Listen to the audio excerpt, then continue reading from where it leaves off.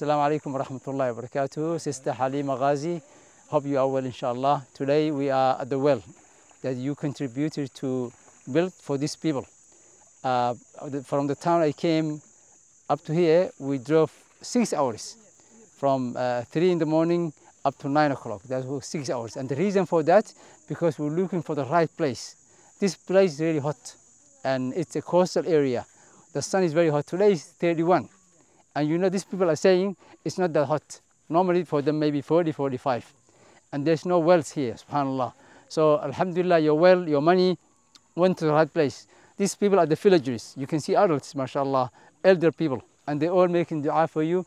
They're all thanking Allah subhanahu wa ta'ala and then thanking you. And they all appreciating your contribution. May Allah subhanahu wa ta'ala give you health and give you whatever you need in this world and the hereafter. The well, alhamdulillah, as you will see in the pictures, will be benefited by animals, by human beings, by Muslims who are making wudu, for drink, for ghusl and taking bath. You can see kids, you know, enjoying there, and they're actually making a small swimming pool there. Maybe the brother who's photographing can take their photo. MashaAllah. So many people are benefiting. Engineer, how many,